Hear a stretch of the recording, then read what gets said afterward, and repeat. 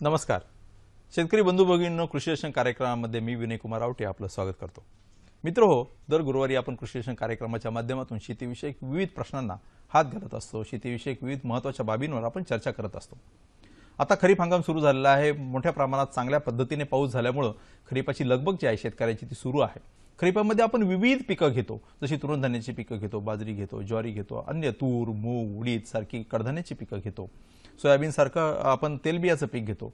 पण त्याहूनही जे महत्त्वाचं जे पीक आहे यामध्ये ते आहे ऊस पीक. मित्र, म्हणूनच आपण ऊस लागवडीचा देखील आता हा अडसाली हंगाम हा सुरू होत आहे. म्हणूनच आज आपण जो चर्चा विषय निवडलेला आहे तो आहे ऊस लागवड तंत्रज्ञान. मित्र, ऊस या पिकाविषयी आपल्याला सांगणं म्हणजे महाराष्ट्रातील शेतकऱ्याला ते नवीन नाही आहे. ऊस पीक हे आपल्या दृष्टीने अत्यंत महत्त्वाचं पीक आहे. जागतिक पातळीवर जर विचार केला तर जवळपास 90हून अधिक देशांमध्ये ऊसाची लागवड होते. आणि आपल्या देशाचा जर विचार केला तर आपला देश हा जागतिक पातळीवर महत्त्वाचा हा साखर उद्योगामध्ये भर घालणारा हा देश आहे. आपल्या राज्याचा आणि देशाचा विचार केला तर जवळपास 32 ते 33 लाख मेट्रिक टन हे साखरेच्या निर्यातीतून 10,000 कोटींहून अधिक परकीय चलन जे आहे ते आपल्या देशाला मिळत असतं.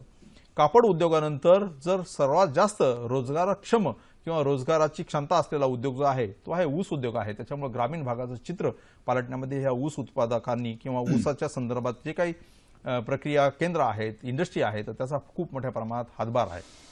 आपल्या राज्याचा जर विचार केला तर जवळपास 150हून अधिक साखर कारखाने आपल्या राज्यामध्ये आहेत. देश पातळीवर 550 पर्यंत साखर कारखाने आहेत. आणि देश पातळीवर जेवढे काय उत्पादन होतं त्यामध्ये महाराष्ट्राचा वाटा हा जवळपास 35 ते 40% आहे. म्हणजे जवळपास 200 ते 250 लाख मेट्रिक टन एवढं साखरेचं उत्पादन होतं. त्यामध्ये जवळपास 90 ते 100 लाख मेट्रिक टन हा महाराष्ट्राचा वाटा आहे. त्यामुळे आपल्या राज्याच्या दृष्टिकोनातून हे अत्यंत महत्त्वाचं पीक आहे. म्हणूनच आज आपण ही चर्चेला या ठिकाणी निवडलेलं आहे. या विषयाच्या संदर्भामध्ये आपल्या मनामध्ये म्हणजे ऊस लागवडीच्या संदर्भात जे काही तंत्रज्ञान आहे त्या संदर्भात आपल्या मनामध्ये काही शंका असतील, काही प्रश्न असतील तर ते आपण थेट या ठिकाणी तज्ज्ञांना आपण विचारून त्यांचं मार्गदर्शन घेऊ शकणार आहे. आजच्या विषयाच्या संदर्भात जे तज्ज्ञ आहेत त्यांचा मी आपल्याला परिचय करून देतो. पहिले तज्ज्ञ आहेत डॉक्टर आनंद सोळंके. सोळंके साहेब नमस्कार. मित्र हो, डॉक्टर आनंद सोळंके हे ऊस विषय तज्ज्ञ म्हणून मध्यवर्ती ऊस संशोधन केंद्र पाडेगाव, जिल्हा सातारा या ठिकाणी काम पाहतात. पाडेगावचं ऊस संशोधन केंद्र हे खूप जुनं संशोधन केंद्र आहे आणि ऊस उत्पादन घेणाऱ्या प्रत्येक शेतकऱ्याला माहिती आहे. सोळंके साहेब गेल्या 25 ते 26 वर्षापासून हे महात्मा फुले कृषी विद्यापीठ राहुरी अंतर्गत ऊस तसेच विविध विस्तार विषयक कामामध्ये त्यांचं योगदान आहे. त्यांनी धुळ्यावरून सुरुवात केलेली आहे आणि आयटिक ज्याला म्हणतात म्हणजे शेतीविषयक तंत्रज्ञान प्रसाराचं जे केंद्र आहे राहुरी कृषी विद्यापीठामध्ये त्याचे प्रमुख म्हणून सरांनी अनेक वर्ष काम बघितलेलं आहे. आणि नुकतंच नव्याने ते पाडेगावचं ऊस संशोधन केंद्र इथं प्रमुख म्हणून ते या ठिकाणी जॉईन झालेले आहेत. ऊस बटाटा आंतरपीक पद्धतीविषयी त्यांचं खूप सखोल असं काम आहे आणि याच विषयाच्या संदर्भामध्ये त्यांच्या कामाची ओळख ही राष्ट्रीय पातळीवर घेण्यात आली आहे आणि मदर तेरेसा यांच्या हस्ते त्यांना डॉक्टर बेन्स पुरस्कार देखील प्रदान करण्यात आलेला आहे. मित्रांनो, आपले जे दुसरे तज्ज्ञ आहेत ते आहेत कृषीभूषण संजीव माने. माने साहेब नमस्कार. नमस्कार. मित्र हो, ऊस शेती आणि म्हणजे दादा म्हणजे संजीव माने साहेबांना हे दादाच समजलं जातं आणि खऱ्या अर्थाने ते ऊस शेतीतले दादा आहेत. म्हणजे ज्याला सर्वतः आपण प्रमोच्च ठिकाणी ज्याला समजतो त्याला दादा म्हटलं जातं. आणि असे कृषीभूषण संजीव माने आहेत. ऊस उत्पादक शेतकऱ्याला त्यांची नव्यानं ओळख करून द्यायला नको. राज्यातल्या संपूर्ण शेतकऱ्याला तर ते परिचित आहेत, पण राज्याच्या बाहेर गुजरात, मध्य प्रदेश, कर्नाटक या ठिकाणी देखील त्यांचं मोठ्या प्रमाणात विस्ताराचं कार्य जे आहे ते चालतं. त्यांच्या कार्याची दखल घेऊनच महाराष्ट्र शासनाने त्यांना कृषीभूषण ही उपाधी दिलेली आहे. नव्हे तर तो पुरस्कार राज्यपाल महोदयांच्या हस्ते त्यांना प्रदान करण्यात आलेला आहे. आणि ज्या वेळेस अमेरिकेचे अध्यक्ष बराक ओबामा हे भारत भेटीवर आले होते, आपल्या महाराष्ट्रामध्ये आले होते, तर त्यावेळेस खास करून संजीवदादा माने यांच्याशी त्यांनी शेतीविषयक विविध बाबींवर चर्चा केली आणि प्राप्त स्वरूपामध्ये संजीवदादा हे बोस्टनला हार्वर्ड युनिव्हर्सिटीमध्ये देखील या संदर्भामध्ये आपलं प्रेझेंटेशन किंवा सादरीकरण करण्यासाठी ते गेलेले होते. संजीव दादांचं कार्य केवळ एवढ्यापुरतं मर्यादित नाही, तर त्या पलीकडे जाऊन त्यांनी आधुनिक तंत्रज्ञान म्हणजे आता मोबाईल आहे, व्हॉट्सअप आहे, तुमच्या आमच्यापैकी प्रत्येकाला कल्पना आहे याची. त्या व्हॉट्सअपचा त्यांनी ऊस उत्पादक शेतकऱ्यांचा ग्रुप तयार केला. जवळपास 10,000हून अधिक शेतकरी त्या ग्रुपचे आज सदस्य आहेत आणि एकरी 100 टनापेक्षा अधिक उत्पादन हे 1 लक्ष घेऊन त्यांनी कामाला सुरुवात केलेली आहे. आणि दररोज हे 10,000हून अधिक शेतकऱ्यांना जे आहे ते डे टू डे मार्गदर्शन जे आहे ते करत असतात. आणि या माध्यमातून त्यांनी विविध तज्ञ, केवळ ते एकटेच नाही तर डॉक्टर जमदग्नी सरांसारखे जे आहे ज्यांचं ऊस शेतीमध्ये खूप योगदान आहे अशी लोक देखील त्यात आहे. आपापल्या परीने अनुभव शेअरिंग होत असतं आणि तंत्रज्ञानाच्या देवाणघेवाण जी आहे ती होत असते. त्याच्यामुळे आज अडसाली ऊस लागवडीच्या पूर्वसंध्येला आपण म्हणूया हे दोन दिग्गज या ठिकाणी आपल्या इथं उपस्थित आहेत, त्यांच्या मार्गदर्शनावर आपल्याला उपयोग होणार आहे. मी मगाशी म्हटल्याप्रमाणे आपण थेट या ठिकाणी तज्ज्ञांना प्रश्न विचारू शकता. प्रश्न विचारण्यासाठी आमचा क्रमांक असा आहे 24908050 किंवा 24988050. मुंबई बाहेर प्रेक्षकांनी फोन करण्यासाठी तथा मोबाईल धारकांनी संपर्क साधण्यासाठी 022 हा एसटीडी क्रमांक लावा. तर मित्र, आपण ह्या महत्वपूर्ण चर्चेला आता सुरुवात करूया. सर्वप्रथम सोळंके साहेब, जसं सांगितलं की जगातलं जवळपास 80% साखरेचं उत्पादन हे ऊसापासून होतं आणि ऊस हे पीक आहे. ब्राझील नंतर आपल्या जवळपास भारताचा हा जो आहे तो क्रमांक लागतो. तर एकंदरच याचं जे काय आर्थिक किंवा व्यापारी महत्व जे आहे त्या संदर्भामध्ये काय सांगताय? महाराष्ट्रामध्ये ऊस हे जे पीक आहे हे अतिशय महत्त्वाचं पीक आहे आणि या ऊस या पिकाने महाराष्ट्रामध्ये जणू काही शेतकऱ्यांमध्ये क्रांती केलेली आहे. बरोबर. त्याचं कारण असं आहे की ऊस हा जो आहे हे एक यांनी आर्थिक, सामाजिक आणि शैक्षणिक या बाबीमध्ये ऊसामुळे खूप चांगल्या प्रकारे प्रगती महाराष्ट्रामध्ये झालेली आहे. त्याचं कारण असं की हे जे पीक आहे हे वातावरणामधला बदल किंवा शेतकऱ्याला 2 पैसे ते देऊन जाते आणि लॉंग टर्म असल्यामुळं त्याच्यावरती हवामानाचाही काही परिणाम होत नाही आणि अशा प्रकारे हे फायदेशीर असं एक पीक आहे जेणेकरून शेतकऱ्यांचं एक आर्थिक परिस्थिती त्यांनी चांगल्या प्रकारे सुधारली आहे याच्यामध्ये. बरोबर. म्हणजे शेतकऱ्याच्या आर्थिक उन्नतीमध्ये ह्या पिकाचं चांगलं योगदान. दादा, आता तुम्ही शेतकऱ्यांमध्ये काम करता, तुम्ही स्वतः एक शेतकरी आहात. खरोखर तुमच्या दृष्टिकोनातून हे ऊस पिकाचं व्यापारी महत्व काय आहे? निश्चितपणे फार चांगलं महत्व आहे याला. आम्ही ऊसाकडे बघताना शाश्वत पीक अशा दृष्टीने ऊसाकडे आम्ही बघत असतो. बरोबर. म्हणजे हमी नक्की काही ना काही ती एक वर्ष जर ऊसाचा हंगाम संपला बरोबर की त्यातून जो ऊस कारखान्याला जाईल खर्च वजा जाता नक्की 4 पैसे काही ना काहीतरी पैसे गाठीला राहतील असं हे आमकाच पीक आहे. बरोबर. त्याला ऊन, वारा, पाऊस, काय गारपीट झाली, अमुक झालं, तमुक झालं, नैसर्गिक कसल्याही आपत्ती आल्या बरोबर तर काही ना काहीतरी पीक त्यातनं ते शाश्वतपणे कारखान्याला जातं बरोबर आणि खर्च केलेला तरी किमान पैसे त्या शेतकऱ्याला मिळतात. म्हणून याला आम्ही शाश्वत पीक असं म्हणतो.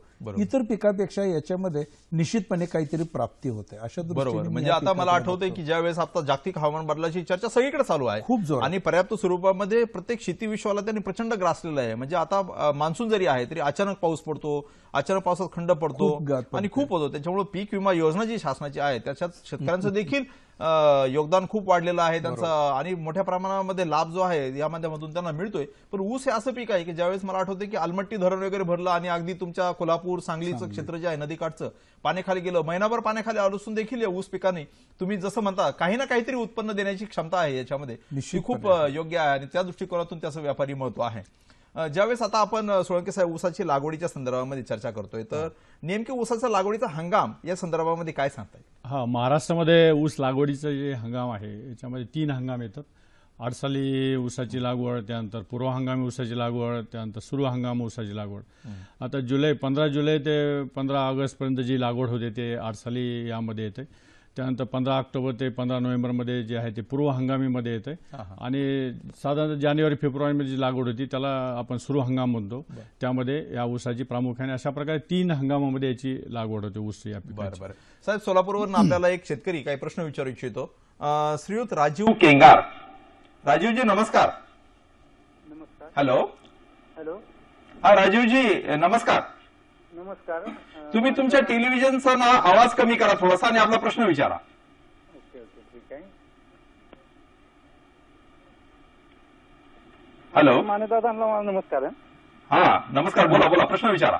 हा सर, थोडक्यात प्रश्न विचारतो की मी आता दिवाळीला लागण करणार आहे 86-032 ची. बर. हा तर काय करणार आहे 5 फूट 2 लेटरच्या अंतर मधलं अंतर 5 फूट आणि ते नंतर खरी मारून त्यात शेणखत घालून सिंगल सुपर घालून ते बुजवून घेणार. बर. आणि नंतर त्याच्यावर लॅटर टाकणार आणि 2 डोळ्याचे टिपे टक्कर लावून बुडवून म्हणजे लावून घेणार मी. हा. आणि नंतर उगवल्यानंतर 12-61 1 kilo, urea 2 kilo, magnesium 2 kilo असं हे मी मुठी बांधणी होतो डेली देणार त्यांना या हिशोबाने. म्हणजे तुमचा प्रश्न काय? माझं शेड्यूल मी तुम्हाला दादा थोडक्यात सांगतो, फक्त योग्य आहे का मला सांगा. नाही आता शेड्यूल इतकं ऐकायला वेळ नाहीये. मी काय शेड्यूल ते आपण दादांकडनं समजून घेऊया. मला वाटतं की तो चाहता शेतकरी आहे तुमचा आणि मार्गदर्शन घेतोच आहे आणि दिवाळीनंतर मग तो लागवड करणार आहे आणि त्यांनी कोणत्या पद्धतीने करावी मुख्यतः आपण त्या विषयाकडे वळणारच होतो. परंतु आता प्रश्न आलाच आहे, आपण त्या विषयाकडे वळू. दादा, की ऊसाची लागवड पूर्वी म्हणजे 3 डोळा पद्धतीने व्हायची, नंतर 2 डोळे आले, नंतर 1 डोळा आलं, नंतर ऊसाची रोपं आली याच्यामध्ये, नंतर टिश्यू कल्चरच्या साह्यानं हे आलं. तर नक्की ऊसाची लागवड पद्धतीच्या संदर्भामध्ये शेतकऱ्यांना काय मार्गदर्शन करता येईल? म्हणजे आपण सुरुवातीला एक तर एकंदर लागवड पद्धती बघू, नंतर हंगामनी आहे बघू, म्हणजे हंगामनी आहे त्यात काय बदल करणं आवश्यक आहे, काय सांगता येईल तुम्हाला?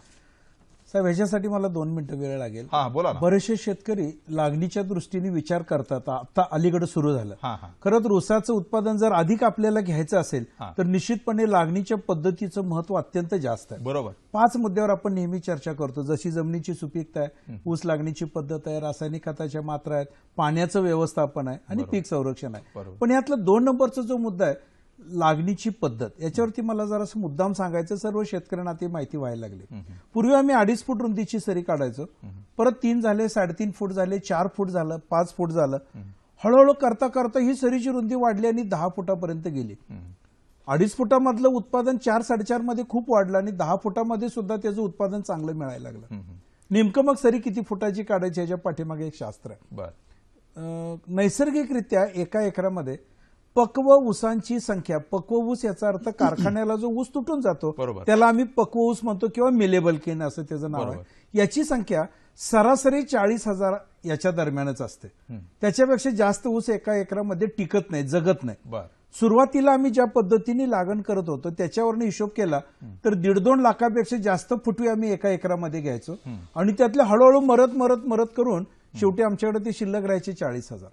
यामुळे व्हायला लागलं असं, हे जे जादा आलेले फुटवे आहेत हे बरेच दिवस जगून गर्दी वाढल्यामुळं, सूर्यप्रकाश त्यांना न मिळाल्यामुळं, हळूहळू फोटोसिंथेसिस न झाल्यामुळे मरून जातात. बरोबर आहे. ही मरणाऱ्यांची संख्या जगणाऱ्यांच्या पेक्षा 3-4 पटींनी जास्त आहे.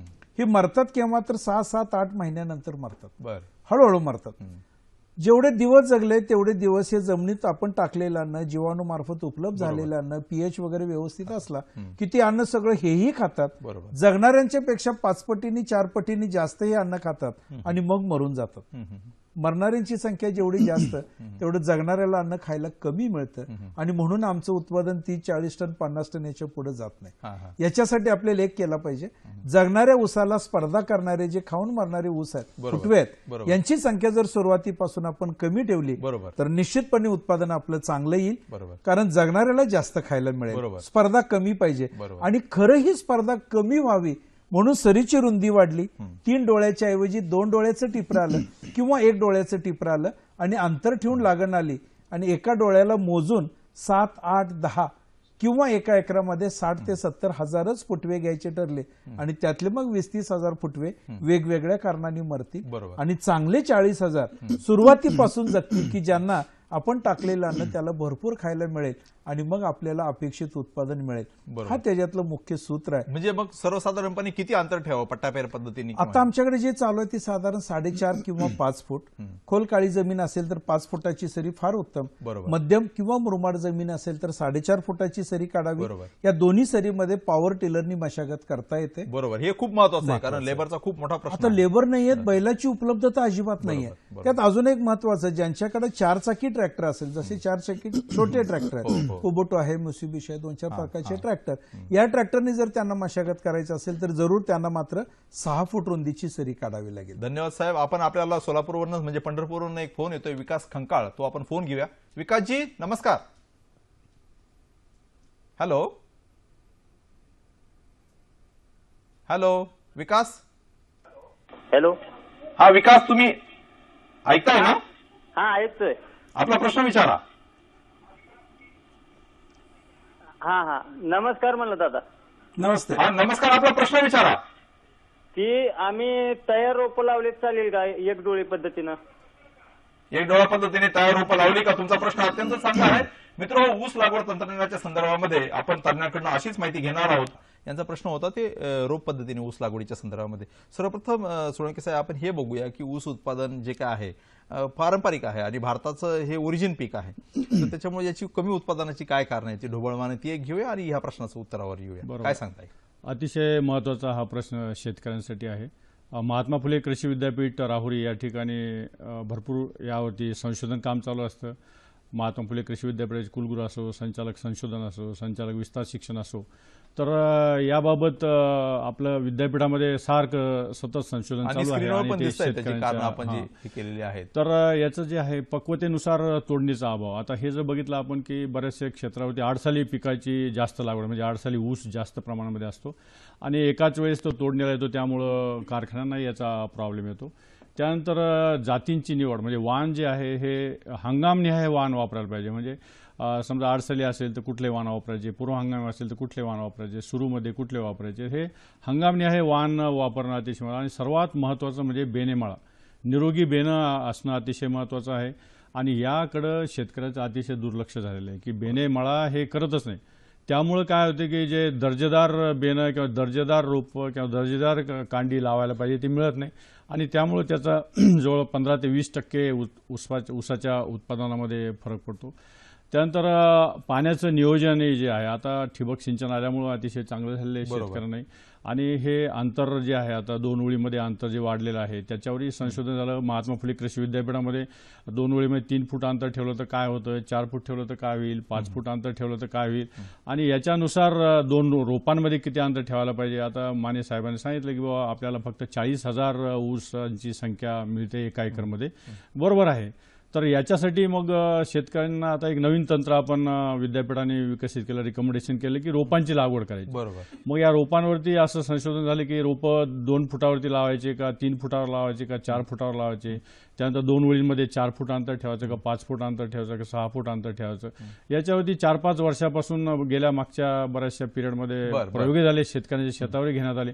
आणि याच्यामध्ये असं दिसून आलं की जसे 40,000 आपल्याला ऊस पाहिजे तर त्यासाठी आपल्याला रोपांची लागवड करणं अतिशय फायदेशीर आहे. आणि रोपं लागवड करण्याची तंत्र आता शेतकऱ्यांकडे गेलेलं आहे. तर 2 रोपांमध्ये आपण 2 फूट अंतर ठेवायला पाहिजे, 2 ओळीमध्ये 4 फूट, 5 फूट, 6 फूट. बरोबर. जमिनीच्या मजदुराप्रमाणे आहे आणि हे संशोधन आहे. साहेब, आपल्याला एक शेतकऱ्याचं आपण थोडंसं हे घेऊया. श्रीयुत विकास चव्हाण म्हणून एक ऊस उत्पादक शेतकरी आहेत, तर त्यांचा थोडासा आपण फीडबॅक घेऊया. आपण विकासजी. हा बोला सर. विकासजी नमस्कार. हो नमस्कार सर. मित्र हो, विकास चव्हाण हे पारगाव, तालुका जुन्नर, जिल्हा पुणे येथील ऊस उत्पादक शेतकरी आहेत. विकासजी, तुमचा एकूण किती ऊस आहे? सर एकूण 35 एकर ऊस आहे माझा. त्याच्यामध्ये ऊस 20 एकर मध्ये 265, 10 एकर मध्ये 86,032 आणि 5 एकर मध्ये 10,001 ची लागवड केलेली आहे. आणि आता नवीन 10 एकर वरती 265 जातीची लागवड करणार आहे. बरं. म्हणजे सातत्याने तुम्ही आता हा विषय आपण घेणारच होतो, योग्य ऊसाच्या जातीची जी निवड आहे, तुम्ही या 3 ऊसाच्या जातीची निवड का केली आणि कोणकोणत्या हंगामानुसार केली? सर 265 आडसाली हंगामामध्ये माझी लागवड असते. तर 265 जातीबद्दल बोलायचं झालं तर तिची उत्पादकता आहे ती जास्त आहे. त्याच्यानंतर हिला पाण्याच्या खतांची योग्य मात्रा मिळाली तर जास्तीत जास्त जेवढं आपण खतं वगैरे देऊ, पाण्याचं व्यवस्थापन, विद्राव्य खतांचा वापर करून ती जास्तीत जास्त उत्पादन देते. त्या हिशोबानं 265 जातीची लागवड केलेली आहे. आणि त्या खालोखाल पूर्व हंगामी 86,032 लागवड केली आहे. 86,032 काय सांगा? 86,032 सर पूर्व हंगामीसाठीच लागवड असते माझी. 3 टप्प्यात लागवडी आहेत माझ्या. 86,032 पूर्व हंगामासाठी लागवड आहे. 265 खालोखाल आता आमच्याकडे थोडंसं 265 उत्पादन जास्त राहत आहे. 86,032 त्या तुलनेत थोडंसं उत्पादक आमच्याकडे थोडी घटलेली आहे सर. आणि 10,001 काय सांगा? 10,001 एक 5 एकर वरती लागवड आहे. अतिशय सुंदर ऊस आहे. कमी कालावधीमध्ये, पाठीमागच्या वर्षी सुद्धा मी घेतला होता. कमी कालावधीमध्ये येणारी व्हरायटी, अतिशय जे आपण खत, विद्राव्य खतांचा वापर करून तिचं पण जास्तीत जास्त उत्पादन कमी कालावधीमध्ये घेता येते. एक 80 टन पाठीमागच्या वर्षी मी एकरी 10,001 ऊस घेतला होता. बरं, आता किती वर्षापासून तुम्ही ऊसाचं उत्पादन घेताय? सर 1987 पासून आम्ही ऊसाची लागवड करतोय. सातत्यानं गेल्या 30 वर्षापासून उत्पादन घेताय. या 30 वर्षात तुमच्या ऊसाच्या उत्पादकतेत काही फरक पडलाय का? म्हणजे एका एकरातून येणार उत्पादन? नक्कीच सर. सुरुवातीला जेव्हा मी लहान होतो शाळेत वगैरे, त्यावेळेस जी ऊसाची जे उत्पादन होतं ते अगदी 60-70 टन होतं. त्यावेळेस माहिती तंत्रज्ञानाचा अभाव हे होता. नंतर माझं बीएससी अॅग्री झालं आणि मी फुल टाइम बीएससी अॅग्रीच्या नंतर फुल फोकस ऊस शेतीमध्ये केला. नवीन नवीन तंत्रज्ञानाचा वापर केला, ड्रिप इरिगेशन, विद्राव्य खतांचा वापर, माहिती तंत्रज्ञानाचा पुरेपूर उपयोग करून पाठीमागच्या वर्षी माझा विक्रमी 126 मेट्रिक टन एका एकरमध्ये ऊस आला होता. अरे वा, अभिनंदन तुमचं. खूप चांगल्या पद्धतीने तुम्ही ऊसाचं उत्पादन घेतलं आहे. पण हे ऊसच पीक का निवडलं आणि या ऊस पिकाच्या शेतकऱ्याच्या दृष्टिकोनातून जसं माने साहेबांनी सांगितलं तसं तुम्ही काय सांगू शकता या ऊस पिकाच्या निवडी पाठीमागे आणि त्याचं योगदान काय आहे शेतकऱ्याच्या जीवनामध्ये? नक्कीच सर. ऊस पिकापाठीमागं एक त्याला निश्चित शाश्वत असा हमी भाव आहे सर. त्याच्यानंतर वातावरणातील बदलाला ते तग धरला जातो. तुमचं गारपीट, ऊन, वारा याच्यातून तग धरून शेतकऱ्याच्या पदरात हमखास त्याचं उत्पादन पडून नफा शिल्लक राहतो. त्याच्या इतर पिकापेक्षा याला मजुराचं जे व्यवस्थापन आहे ते कमी लागतं. रोग किडीस फारसं बळी पडत नाही. अरे वा, खूप छान. आता मला फक्त शेवटचं सांगा की ऊस उत्पादन घेणारा जो तुम्ही तरुण शेतकरी आहात, तुमचा इतर ऊस उत्पादक शेतकऱ्याला काय संदेश राहील? त्यांनी जर ऊस लागवड करायची तर कोणत्या बाबी बघितल्या पाहिजेत?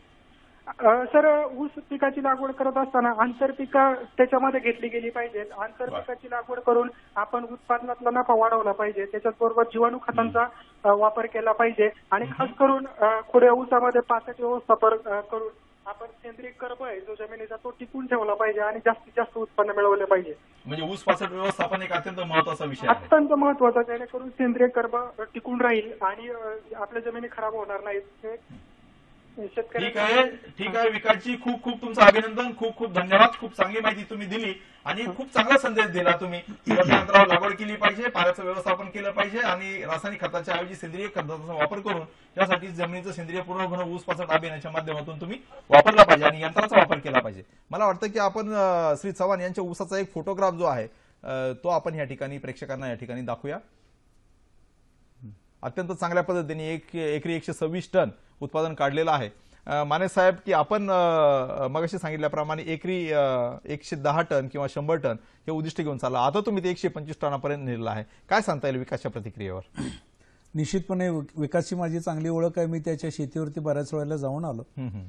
फार उत्कृष्ट असं शेती करणारा शेतकरी आहे. ऊसाची शेतीचं उत्पादन वाढवण्यासाठीचं जे सगळं तंत्रज्ञान आहे तो तंतोतंत त्याच्याकडे पालन केलं जातं.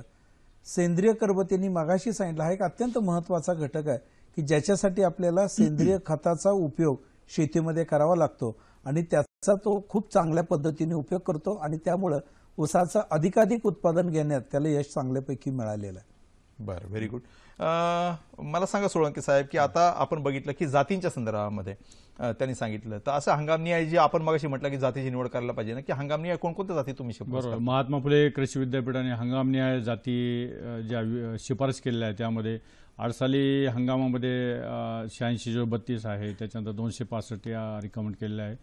त्यानंतर पूर्व हंगामीमध्ये सुद्धा 265, 8632 आणि आता नव्याने जी आपली महात्मा फुले कृषी विद्यापीठाने विकसित केलेली आहे ती MS 10,001 ही अतिशय चांगल्या प्रकारे आहे.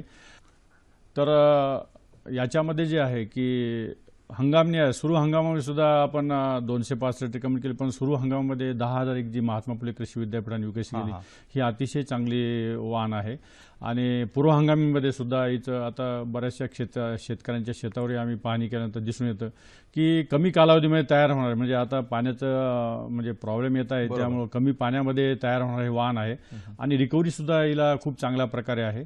आणि हिचा जो क्रॉस आहे 265 आणि याच्याबरोबरच केलेले म्हणजे जे कॅरेक्टर जे आहेत फक्त याच्यामध्ये साखरेचा उतारा चांगल्या प्रकारे आपण त्याच्यामध्ये ऍड केला आहे. आणि हे महाराष्ट्रातील महात्मा फुले कृषी विद्यापीठाच्या अंतर्गत मध्यवर्ती ऊस संशोधन केंद्र पाडेगाव या येथील शास्त्रज्ञांनी या जातीचा म्हणजे शिफारस केली आहे आणि मागच्या झेडाळीशीमध्ये सुद्धा त्याची आपल्या विद्यापीठाने सर्व महाराष्ट्रामध्ये लागवडीसाठी शिफारस केली आहे. बरं, आता जसं विकासने सांगितलं आंतरपिकाचा शेतकऱ्याच्या दृष्टिकोनातून खूप महत्वाचा आहे. मला वाटतं की आपल्याकडे एक व्हिडिओ आहे तो तुमचाच आहे म्हणजे बटाटा आंतरपीक, तो आपण दाखवूया. त्याच्या संदर्भामध्ये तुम्ही दर्शकांना काय सांगू शकता? बरोबर. महात्मा फुले कृषी विद्यापीठामध्ये सुद्धा या ऊसामध्ये बटाटा आंतरपीक जवळपास 400-500 एकर होते, जवळपास 1000 एकरवरती सुद्धा आम्ही मागच्या वर्षी घेतले होते आणि अतिशय सुंदर असं पीक ऊसामध्ये चांगल्या प्रकारे त्यांनी काढलं आणि एकरी जे आहे जवळपास 80-90 क्विंटलपर्यंत बटाट्याचं उत्पादन मिळतं आणि याचा ऊसावरती काही परिणाम होत नाही. बघा अशा प्रकारे सुंदर असं पीक यामधून मिळतं. 80-90 टन क्विंटल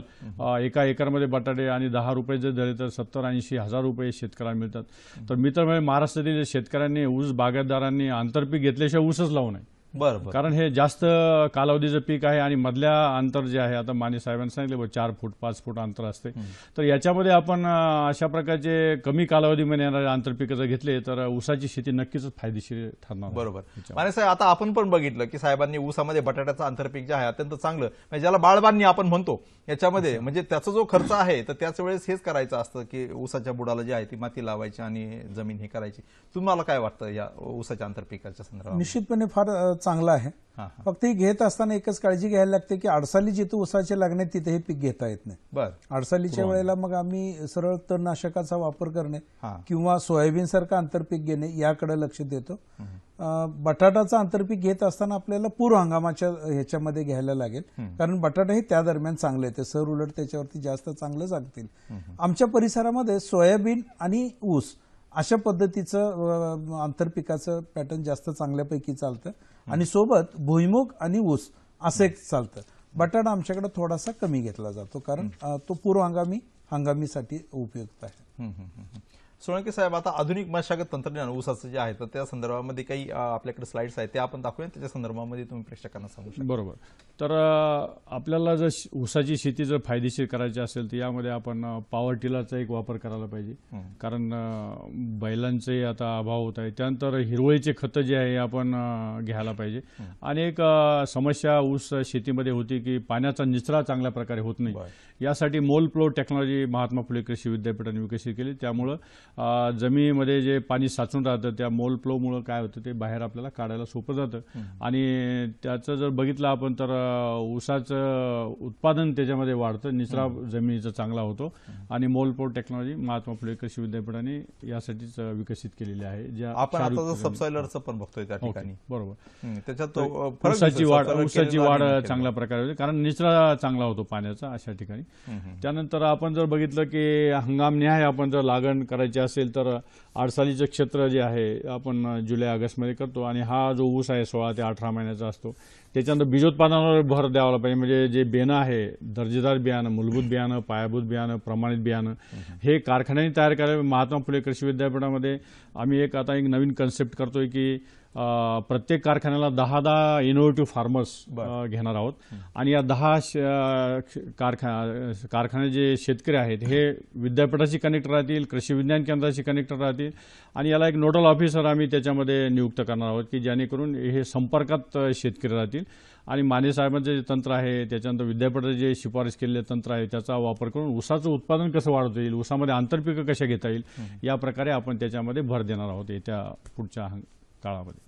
बरं बरं. विशेषतः बेने प्रक्रियेच्या संदर्भामध्ये आहे जी फार महत्वाची आहे याच्यामध्ये, त्याच्या संदर्भात थोडं. बेने प्रक्रिया याच्यामध्ये एक उष्ण जल प्रक्रिया आपण याच्यामध्ये आपण चित्रामध्ये बघतो की याची गवताळ वाढ जी काही मागे समस्या होत्या त्याला कानी आणि तर ते आता कानीमध्ये तर आपण एक टॉलरंट व्हरायटीजच काढलेल्या विद्यापीठाने आणि गवताळ वाढ होऊ नये याच्यासाठी आपण हे अशा प्रकारचे ट्रीटमेंट देऊन हे करतो. आणि महत्वाचा सल्ला असा राहील की शेतकऱ्यांनी ऊस लागवड करताना बेने प्रक्रिया करणं अतिशय महत्वाचे. लागवड करताना हे करत नाही. बरोबर. म्हणजे बेण्याची प्रक्रिया बीज प्रक्रिया करत नाही तर ती करणं अतिशय महत्वाचे. कारण जर आपण असं बघितलं की याच्यामध्ये आपण काही जे खवले किडे बेने प्रक्रिया आणि विविध किडींच्या संदर्भामध्ये सुरुवातीला उपयोग होतो. त्याचप्रमाणे जैविक खतं जे आहेत, जैविक ज्याची आपण ट्रीटमेंट सीड ट्रीटमेंट करायला पाहिजे. ॲसिटोबॅक्टर आहे, अजिटोबॅक्टर आहे, पीएचबी कल्चर आहे, त्याची जर आपण सीड ट्रीटमेंट केली तर आपल्याला खतामध्ये बचत होते. आणि सोळंके साहेब,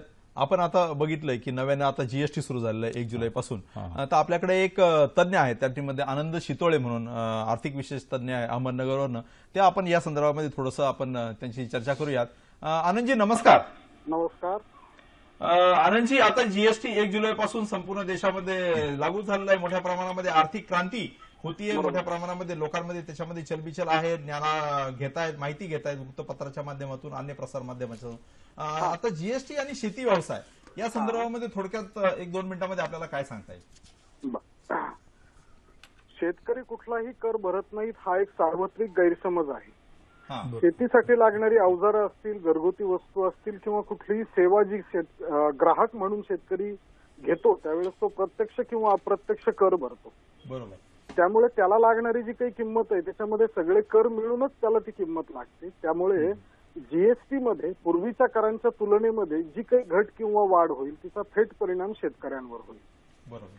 मग मोबाईल असो, विमा किंवा बँकिंग यासारख्या सेवांचा जीएसटी वाढल्याने त्याला कदाचित थोडेसे पैसे जास्त मोजावे लागतील, किंवा कीटकनाशक, खतं, शेतीचे अवजारं, ट्रॅक्टर किंवा ट्रॅक्टरचे जे काही इतर पार्ट किंवा इतर इक्विपमेंट्स असतात त्याच्यावर असलेला जीएसटी वाढल्याने किंमत वाढणार, पर्यायाने शेतकऱ्यांचा उत्पादन खर्च वाढेल.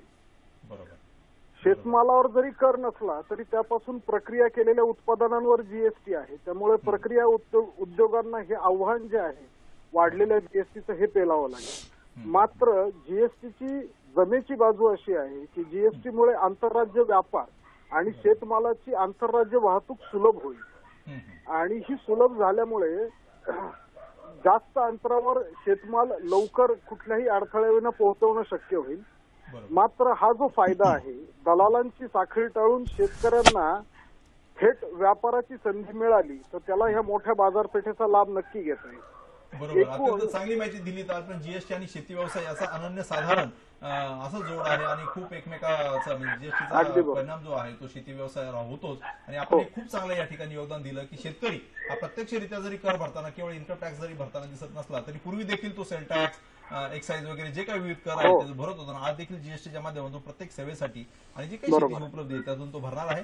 धन्यवाद शितोळे साहेब, आपण अत्यंत चांगली माहिती दिल्याबद्दल दूरदर्शनच्या वतीने मी आपले आभार व्यक्त करतो. धन्यवाद. दादा, आपण बघितलं आंतरपीक पद्धतीच्या संदर्भामध्ये मगाशी तुम्ही फुटव्यांचा विषय काढला. मला खूप एक चांगलं आहे की विश्वास पाटील आपले जे आहे कादंबरीकार, त्यांनी पानिपत लिहिली आणि पानिपतमध्ये मराठ्यांच्या अपयशाचं मुख्य कारण जे आहे तर त्यांनी म्हटलं की बाजार भुणगे, म्हणजे 2 लाख मराठी होते, त्याच्यापैकी 1,20,000 बाजार भुणगे होते आणि तेच सगळं अन्न जे आहे ते खाऊन संपल्यामुळं सैन्याला आपल्या उपाशी फुटी लढावं लागलं, त्याच्यामुळे अब्दालीकडे मोठे हार घ्यावे लागले. हा संदर्भ खूप चांगला आपण दिला की शेतकऱ्यांनी देखील हे खूप महत्वाचं आहे की कोणत्याही पिकाचं व्यवस्थापन करताना जे आहे आणि ऊस पिकाबरोबरच अन्य पिकाचं देखील आपण जे शेतीला टाकतो ते खत, आपण जे टाकतो ते पाणी जे आहे ते असे बाजारभुंगे खाणार नाहीत याची दक्षता आपण ही घेतली पाहिजे. ज्यावेळी जातीचा विचार झाला, विकासने चांगलं सांगितलं, आंतरपिकाच्या संदर्भात आपण बोलला. जातीच्या संदर्भात काय सांगता येईल? आता ज्या नवीन 2-3 जाती आहेत, 265 आहे, 10,001 आहे, 86,032 आहे, याचा तुलनात्मकरित्या आपल्याला काय निष्कर्ष आहे आणि काय सांगता येईल? आमच्याकडे साधारणतः अडसाली लागण थोडीशी जास्त आहे. अडसाली लागणीमध्ये 86,032 आणि 265ला आमच्याकडे जास्त प्राधान्य दिलं जातं. काही कारखान्यामध्ये 265 थोडंसं कमी आहे. आमच्या भागामध्ये 86,032 ही खूप चांगल्या पद्धतीने लागण केली जाते. आमच्याकडे जे रेकॉर्ड सगळे झाले, 100 टन असेल, 120 टन असेल, 125 टन असेल, काही शेतकरी माझे किंवा मी सुद्धा 131 टनापर्यंत गेलो, काही शेतकरी 141, 148 टन प्रति एकरापर्यंत गेले. हे सगळं उत्पादन 86,032 या व्हरायटीपासून मिळालेलं आहे. आणि एवढं उत्पादन मिळायला मुख्य कारण काय असेल तर लागण करण्याची योग्य पद्धत. त्याच्याही अगोदर थोडंसं महत्वाचं आहे म्हणजे ती जमिनीची सुपीकता. त्यासाठी आपल्याला काय काय करायचे बघत लागणीची योग्य पद्धत हा अत्यंत महत्वाचा भाग. पूर्व हंगामीसाठी आम्हाला 86,032 आहेच आहे, पण त्याच्यापेक्षा आता सरांनी सांगितलं ती MS 10,001 ही व्हरायटी अतिशय चांगल्या पद्धतीने आमच्याकडे वाढली. कारण कमी कालावधीमध्ये अत्यंत जोमाने वाढणारी ही व्हरायटी आहे. 12 ते 14 महिन्यामध्ये खूप चांगल्यापैकी ही उत्पादन देते. फक्त एकच आहे, स्क्रीनवर दिसते 10,001. निश्चित मला वाटतं सोळंके साहेब पण त्याच्यात ऍड करतील, पण आपण बोला. फार जोमाने वाढणारी ही व्हरायटी आहे. जाडीला खूप चांगली आहे, पेरांची लांबी खूप चांगली आहे, त्यामुळे त्याचं उत्पादन चांगलं येतं. 12-14 महिन्यामध्ये 70-80 टनापेक्षा जास्त उत्पादन देणारी ही व्हरायटी. फक्त याचं एकच काळजी घ्यावी लागते, 12-14 महिन्यापेक्षा जास्त कालावधीसाठी ही व्हरायटी शेतीमध्ये चालत नाही. त्याच्यानंतर मग त्याचे डोळे फुटणे किंवा बाकीच्या अडचणी येणे असे त्याच्यात सुरू होतात. त्यामुळे ही व्हरायटी लावताना तो हंगाम निवडला पाहिजे, तो पूर्व हंगामी किंवा सुरू या दोन याच्यासाठी ही व्हरायटी अतिशय 14 महिने तुटून गेलाच पाहिजे. त्याचं खोडवं देखील असंच आहे, 12 महिने. आपण एक काम करूया, आपण याच्यावर चर्चा सुरूच ठेवूया. महत्वाचं आहे एक आपल्याला दर्शक जे आहे हेमंत डोंबरे आपल्याला काय प्रश्न विचारतो, तो आपण प्रश्न घेऊया आणि चर्चा सुरू ठेवूया. हे म्हणजे नमस्कार. नमस्ते. हे म्हणजे आपला प्रश्न विचारा. माझा प्रश्न असा आहे की भारताचा साखर उत्पादनामध्ये खूप मोठ्या प्रमाणात साखर उत्पादन होते, तर आपण परदेशी साखर आयात करावी की न करावी, हा माझा. ऍक्च्युअली हा तुमचा जो प्रश्न आहे, मी मगाशी इंट्रोडक्शन मध्ये सांगितलं की भारतातून जवळपास 32 लाख मेट्रिक टन म्हणजे 10,000 कोटीहून अधिक चलन, परकीय चलन आपल्याला साखर निर्यातीतून मिळतं. पण काही वेळेस जे आहे त्या आयातीच्या संदर्भात सरकार निर्णय घेतं, पण अर्थात हे निर्णय जे आहेत ते प्राप्त परिस्थितीत म्हणजे आंतरराष्ट्रीय बाजारपेठेतील भाव आणि भारतातील भाव मला वाटतं की याच्यावर ते अवलंबून असतं. त्याच्यामुळे तो धोरणात्मक आणि एक इकॉनॉमिकचा निर्णय आहे. मुख्यतः आजचा आपला विषय थोडासा लागवड तंत्रज्ञानाच्या संदर्भामध्ये आहे. त्याच्यामुळे मला वाटतं हे म्हणजे आपला प्रश्न खूप चांगला आहे, परंतु हे व्यासपीठ जे आहे मला वाटतं की आपलं कदाचित लक्ष थोडंसं डायव्हर्ट होईल. तर आपण मूळ मुद्द्याकडे जो आहे माने साहेब आपण त्याच्याकडे वळूया. जातीच्या संदर्भात 10,001च्या संदर्भात तुम्ही सांगत होतात आणि लगेच मग आपण पूर्व हंगामी आणि हंगामासाठी 10,001 व्हरायटी अतिशय उत्तम आहे. याच्याशिवाय आमच्याकडे 86,032 सुद्धा लागण केली जाते आणि 265 सुद्धा उत्तम आहे. जिथं खोल काळ्या जमिनी आहेत, जिथं पाणी थोडासा निचरा कमी होतो अशा ठिकाणी मात्र 86,032 पेक्षा 265 आणि 10,001 ह्या दोन व्हरायटी खूप चांगल्यापैकी उत्पादन देतात. हंगामासाठी म्हणजे सुरूसाठी जे आम्ही म्हणतो जानेवारी फेब्रुवारी कमी कालावधी त्याला मिळतो. कारखाना बंद होता होता हा ऊस तुटावा लागतो, त्यामुळे 12 महिने त्याला मिळतात. अशा वेळेला 10,001 ही अतिशय चांगल्यापैकी उत्पादन देणारी ही व्हरायटी आहे. या 4 व्हरायटीकडे आमचं जास्त लक्ष आहे. 86,032 ही कोणत्याही हंगामात साहेब आपण पाडेगाव संशोधन केंद्र हे खूप जागतिक कीर्तीचं म्हटलं तरी वावगं ठरणार नाही. त्याच्या आता आपण ऊस विषय तज्ज्ञ आहात. म्हणजे याचं हे ऊस लागवड तंत्रज्ञानाच्या संदर्भामध्ये एकंदर जातीच्या संदर्भामध्ये योगदान काय आहे आणि आता जी चर्चा चालू आहे त्याच्या संदर्भात आपलं मत काय आहे? महात्मा फुले कृषी विद्यापीठाने हा जो 10,000 MS 10,001 ही जे वाण काढलंय, 8 साली ऊसाचं क्षेत्र कमी होत नव्हतं. म्हणजे आडसालीचं उत्तर क्षेत्र जास्त आहे आणि आडसालीला पर्याय म्हणजे कुठला द्यावा, म्हणजे हे साखर उतारा याच्यामध्ये चांगला आहे 10,001 मध्ये. आणि आपल्या विद्यापीठाचे संचालक संशोधन आहे, त्याच्यानंतर पाडेगाव संशोधन केंद्राचे शास्त्रज्ञ आहे. या सर्व मंडळींनी गेल्या 5-6 वर्षामध्ये या वाहनाची निर्मिती केलेली आहे आणि अतिशय चांगला वाहन हा आपल्याला दिलेला आहे. या वाहनामध्ये जर आपण बघितलं 265 आणि 602 संकर, करेक्ट, तर जो 265 आणि 602 याचा संकर केलेला आहे आणि 265 आपण बघतो की खूप चांगल्या प्रकारे महाराष्ट्रामध्ये हिचा प्रसार झालेला आहे. आणि हा जो 10,001 आहे हा लवकर पक्व होतो. म्हणजे माने साहेब म्हटले की बा हा 8 सालीमध्ये चालत नाही, बरोबर आहे, कारण विद्यापीठाने याची शिफारस फक्त पूर्व हंगामी आणि सुरूसाठीच केलेली आहे. तर अशा कमी कालावधीमध्ये तयार होणारा हा वाण आणि अधिक उत्पादनही त्याचं चांगल्या प्रकारे आहे. त्याच्यानंतर हा 10 ते 12 महिन्यामध्ये तयार होतो आणि 86,032 आणि 265 मध्ये जर आपण कंपॅरिझन जर केलं तर 12 आणि ते 2.5% याची वाढ. म्हणजे मला आता असं वाटतं की आपण देशपातळीवर विचार जर केला तर तामिळनाडूची उत्पादकता जवळपास 110 टन प्रति हेक्टरीपर्यंत आहे आणि आपण कुठेतरी 68 ते 70 टनापर्यंत महाराष्ट्र राज्य आहे. आणि तसं माने साहेबांनी ध्यास घेतलाय 110 टन. तर तशा पद्धतीने ही जर जात आपलं संशोधनाची जोड त्याला जर मिळाली तुमच्या विस्तार कार्याची आणि शेतकऱ्याची लागवड अंतरीच्या संदर्भामध्ये आणि फुटवे व्यवस्थापनाच्या संदर्भात, तर मला वाटतं नक्कीच आपण हे जे ध्येय आहे ते साध्य करू शकतो. आपल्याला औरंगाबादवरून एक शेतकरी फोन करू काही विचारू इच्छितो. चंद्रकांतजी सोळंके. चंद्रकांतजी नमस्कार. नमस्कार. आपला प्रश्न विचारा. सर माझा सोळंके सरांना प्रश्न आहे. हा विचारा. तर आमच्या शेतात आम्ही 98 रुपयाची लागवड केलेली 3 एकरवर. बर. तर त्यात खोडा ऊसाला काणी भरपूर पडते, तर काणीसाठी प्रतिबंधात्मक जात कोणती? बरोबर आहे. महात्मा फुले कृषी विद्यापीठाने काणी रोग होऊ नये अशा प्रकारच्या टॉलरंट म्हणजे सहनशील असे वाण दिलेले आहेत आणि हा 9805 आहे. हा VSIचा वाण आहे. आणि थोडंसं आता आपण आवटी साहेब म्हटले की बुवा आपण जे शिफारस केलेले वाहन आहे त्याची लागवड करायला पाहिजे. आता सध्याला 86,032, 265 आणि 10,001 ह्या तिन्ही जाती चांगल्या प्रकारे आहे आणि याच्यावरती काही रोग होत नाही. तर आपण वाण बदलणं अतिशय महत्त्वाचं आहे. तर याच्यासाठी आपण मध्यवर्ती ऊस संशोधन केंद्र पाडेगावहून आपण बियाणं घेऊ शकता. त्याचप्रमाणे विद्यापीठाकडे आपलं याचं सर्वात महत्वाचं आहे म्हणजे जाती ज्या आहेत सुंदरी जाती ज्या आहेत त्या वापरल्या पाहिजेत. आपल्याकडे वेळ खूप कमी राहिलाय. माने साहेब शेवटचा एक संदेश म्हणून शेतकऱ्याला तुम्हाला काय सांगता येईल? ऊस उत्पादक शेतकऱ्याला काय संदेश आपण द्यावा? अधिकाधिक ऊसाचं उत्पादन घेणे हे अत्यंत महत्वाचं आहे. अलीकडे वाढणारे ऊसाचे दर या दृष्टीने पाहता उगीच काहीतरी कमी उत्पादन घेऊन 4 पैसे शिल्लक राहतात असं करण्यापेक्षा दर वाढतो याच्यामध्ये अधिक अजून उत्पादन घेऊन अजून कसं अधिक जास्त पैसे खिशामध्ये राहतील या दृष्टीने आपल्याला प्रयत्न केले पाहिजेत. याच्यासाठी 5 मुद्दे जे नेहमीचे सगळे सांगितले जातात, शास्त्रज्ञही सांगतात, आपण थोडंसं दुर्लक्ष करतो, असं करू नका. एक, जमिनीची सुपीकता. जमीन पहिल्यांदा खूप चांगली केली पाहिजे, तरच कोणतंही पीक चांगलं येतं. आणि ऊसासारखं खादाड पीक तर त्याला निश्चितपणे जमीन सुपीकच असावी लागते. शेणखताचा वापर, इतर हिरवळीच्या खताचा वापर, कारखान्याकडून मिळणाऱ्या कंपोस्ट खताचा वापर आणि सोबत जीवाणूंचा वापर, असं जर आपण केलं तर जमीन चांगली तयार होते. लागणीची योग्य पद्धत, याच्यावरती आपण मागाशी चर्चा केली आहे.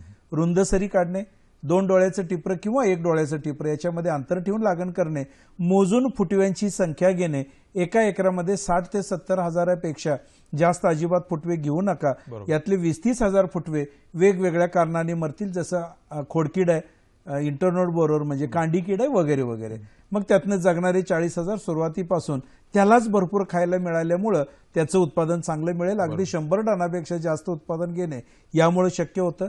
तिसरा मुद्दा, ऊस पिकाला खायला भरपूर द्यावं लागतं, योग्य द्यावं लागतं. भरपूर म्हणण्यापेक्षा योग्य द्यावं लागतं. शास्त्रज्ञांनी जे आपल्याला शिकवले त्यानुसार नत्र, स्फुरद, पालाश आणि याच्यासोबत अत्यंत महत्वाचं दुय्यमान्न घटक आणि सूक्ष्मान्न घटक, या सगळ्याचं पुरेपूर योग्य प्रमाणामध्ये जर आपण वापर केला आणि योग्य वेळी योग्य ठिकाणी वापर केला तर उत्पादकता अतिशय चांगल्या पद्धतीने येते. त्या दृष्टीने आपण खूप मोठ्या प्रमाणात काम सगळीकडे सुरू आहे. त्याचा अभ्यास करून त्याप्रमाणे खताच्या मात्रा वापराव्यात. महत्वाचा मुद्दा, या 3 गोष्टीला सोबत जोड दिली पाहिजे, ते पाण्याचं व्यवस्थापन. बरोबर. आपण सुरुवातीपासून वडिलांनी शिकवलं होतं आम्हाला, वडिलांनी, उसाला पाण्यात उभं करा म्हणजे तो म्हणे मालकाला पैशाच्या राशीत उभा करतो. आम्ही बरेच काळ सुरुवातीला अशा पद्धतीने पाण्यामध्ये ऊस उभा करून बघितला. महाराष्ट्र म्हणजे पाण्याच्या बाबतीमध्ये डेफिसिट आहे आणि त्या ठिकाणी पाण्याचं व्यवस्थापन केलं पाहिजे. मला वाटतं की सोळंके साहेब खूप चांगलं माने साहेबांनी सांगितलं. ऊस पाचट व्यवस्थापनाच्या संदर्भात शेवटचा एक अर्ध्या मिनिटात संदेश द्या, कारण वेळ आपला जवळपास समाप्त होत आला. बोला. अतिशय महत्वाचा मुद्दा आहे. ऊसाचं पाचट आपण गेल्या 4-5 वर्षापासून ऊसाचं पाचट जाळू नये, मग त्याची कुट्टी तयार करूनही ते जमिनीमध्ये गाडतात. तर हा जो आहे, आपण ऊस काढल्यानंतर जे पाचट राहतं, तर याचं जे व्यवस्थापन आपण चांगल्या प्रकारे केलं तर आपलं सेंद्रिय कर्बही वाढेल. त्याच्यानंतर जमिनीमध्ये आपण जे म्हणजे जे अन्न घटक जे शोषून घेते पीक, ते परत आपण जमिनीमध्ये ॲड करतो. आणि यावरती महात्मा फुले कृषी विद्यापीठामध्ये खूप चांगल्या प्रकारचं संशोधन गेल्या 3 वर्षापासून चालू होतं आणि याचे निष्कर्ष अतिशय चांगले आलेले आहेत की चांगल्या पद्धतीने केलं तर निश्चितच चांगल्या पद्धतीने ऊसाचं पाचट जाळू नये शेतकऱ्यांनी, असा एक संदेश द्यावा असं वाटतो. त्यानंतर हिरवळीचे पिकं आपण घ्यायला पाहिजे, जमिनीचं आरोग्य चांगल्या प्रकारे ठेवायला पाहिजे. त्याशिवाय उत्पादन ऊसाचं, कारण हे दोन्ही ऊस जे खादाड पीक आहे, पूरक घटक. धन्यवाद सोळंके साहेब, आपला वेळ आता संपत आलेला आहे. मित्र, पुढच्या गुरुवारी म्हणजे दिनांक 13 जुलै 2017 रोजी चर्चेचा विषय असणार आहे खरीप पिकातील एकात्मिक तण व्यवस्थापन, आणि त्यात सहभागी होणारे तज्ज्ञ स्क्रीनवर आपल्याला दिसतात. डॉक्टर आनंद गोरे जे परभणीवरून याच्यात सहभागी होणार आहेत, आणि डॉक्टर पिंजारी म्हणून सहाय्यक प्राध्यापक डॉक्टर बाळासाहेब सावंत कृषी दापोली जिल्हा रत्नागिरी इथनं ते तज्ज्ञ होणार आहेत. आणि डॉक्टर अरविंद सावंत हे देखील आजच्या प्रमाणे जीएसटी आणि शेती व्यवसाय याच्या संदर्भात आपलं मनोगत त्या ठिकाणी शेअर करणार आहेत. मित्रहो, आमचा कृषी दर्शन कार्यक्रम आपल्याला कसा वाटला या संदर्भात आपल्या प्रतिक्रिया जाणून घेण्यासाठी आम्ही नेहमीच उत्सुक असतो. आपल्या प्रतिक्रिया पाठवण्यासाठी आमचा पत्ता असा आहे: निर्माता कृषी दर्शन, दूरदर्शन केंद्र, पांडुरंग बुतकर मार्ग, वरळी, मुंबई 400030. आपण ईमेलद्वारे देखील आपण संपर्क साधू शकता. ईमेल स्क्रीनवर आहे: कृषीदर्शन@gmail.com किंवा कृषी वार्ता ddk.mumbai@gmail.com. आपण फेसबुक, यूट्यूब किंवा डीडी सह्याद्रीची जी वेबसाईट आहे त्या माध्यमातून देखील फॉलोअप या कार्यक्रमाचा घेऊ शकता. आपल्याला हा कार्यक्रम जर बघता आला नसेल तर आपण यूट्यूबच्या माध्यमातून पुन्हा हा कार्यक्रम जो आहे तो या ठिकाणी बघू शकता आणि या संदर्भातली माहिती घेऊ शकता. आज ऊस लागवड तंत्रज्ञानाच्या संदर्भामध्ये या ठिकाणी दूरदर्शनचे जे काही प्रेक्षक आहे आणि शेतकरी वर्ग आहे त्यांना आपण खूप चांगल्या पद्धतीने माहिती दिली. त्याबद्दल सह्याद्री दूरदर्शनच्या वतीने आणि समस्त प्रेक्षकांच्या वतीने मी या ठिकाणी माने साहेब तसेच सोळंके साहेब आपला आभार व्यक्त करतो. धन्यवाद.